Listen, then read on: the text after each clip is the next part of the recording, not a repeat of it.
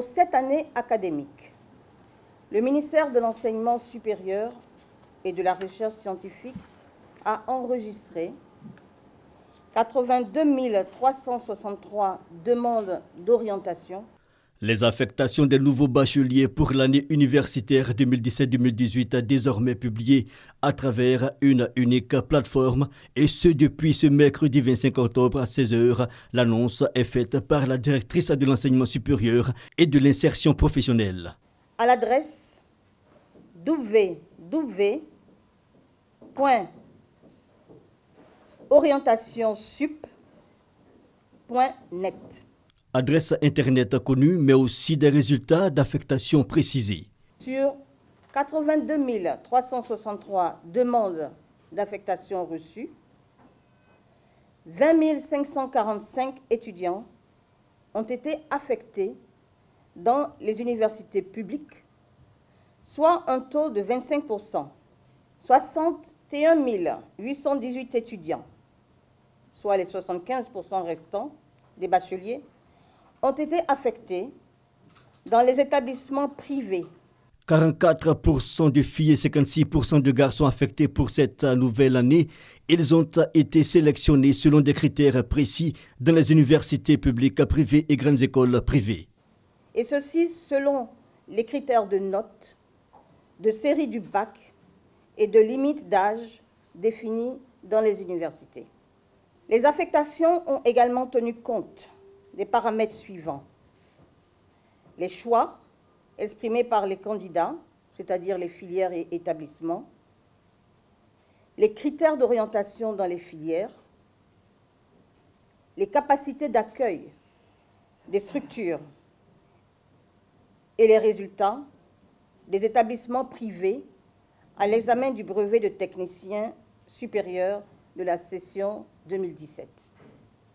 Des étudiants invités à s'inscrire dès maintenant. Une date limite pour la fin des inscriptions a été déterminée. Elle est fixée au 30 novembre 2017. Avec mes 25 000 francs, j'ai commencé à faire mon petit commerce. C'est le curé de ma paroisse qui m'a remis ça. En 2012, après le culte, il m'a appelé, il dit « Aïda, je veux te voir ». Je suis parti dans son bureau. Il dit « Tu fais comment ?» Je dis « Non, tu rentres comment ?» Je dis « Non, je vais pédaler mon vélo pour rentrer ». Il dit « Bon, mais tiens ça pour faire ton transport ». Il dit « Ok, merci mon père ». Au lieu de prendre les 25 000 pour aller payer mon jeu et les trucs pour manger, j'ai préféré prendre les 25 000 pour commencer mon commerce. Je vais vraiment sans peu trop. Malvoyantes, sourdes-muettes, albinos ou handicapées physiques.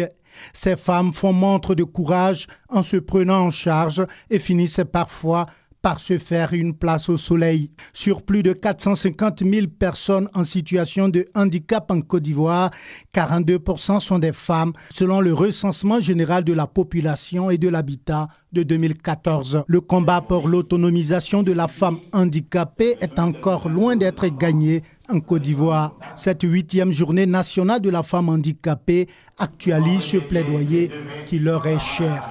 Nous voudrions simplement attirer l'attention des décideurs de ce que nous sommes acteurs économiques comme tout le monde. Nous participons à la vie économique, sociale, politique de ce pays et qu'en tant que femmes handicapées, nous devrons être prises en compte. Nous devrions accepter la place qui se doit. Alors nous devrons œuvrer pour un véritable succès de la femme, une véritable autonomisation de la femme en donnant à la femme handicapée les moyens de se prendre en charge. La 8e journée nationale de la femme handicapée a servi de cadre à un concours de femmes handicapées dans les locaux du district d'Abidjan, dans la commune du Plateau.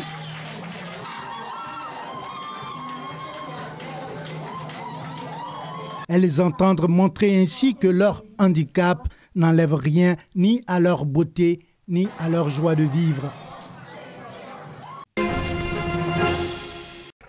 Au bout de ce tronçon impraticable, le village de Santa, érigé en sous-préfecture depuis 2005, la localité connaît d'énormes difficultés. Pas de route, ni d'eau potable. Les populations des 10 villages de cette sous-préfecture s'inquiètent de plus en plus pour leur situation. À ce jour, les 3 centres de santé de la sous-préfecture manquent de médicaments de première nécessité.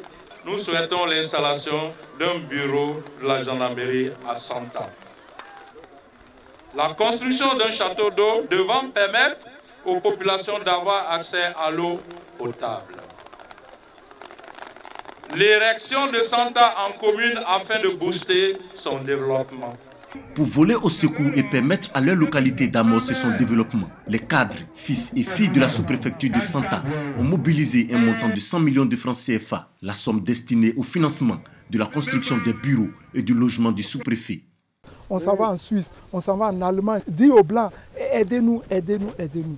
Il faut qu'on se mette ensemble, pour qu'on avance et que son exemple soit encore suivi par d'autres enfants.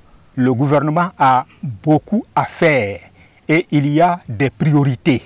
Et si nous voulons atteindre toutes les priorités de l'État, nous resterons toujours à la traîne.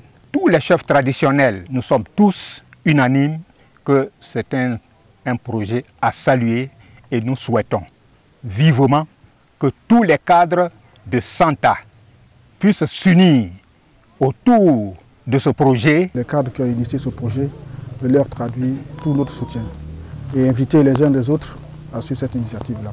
Les sous-préfectures de Blapleu et Santa constituent les zones de production de café et de cacao. Il faudrait que ces populations aient accès à une voie qui puisse leur permettre d'évacuer leurs produits. Et soyez rassurés que l'État fera sa part. La sous-préfecture de Santa est en attente de son nouveau commandant. Selon les populations, la présence d'un nouveau sous-préfet leur permettra d'avoir un interlocuteur auprès de l'État de Côte d'Ivoire pour défendre les projets de développement en leur faveur.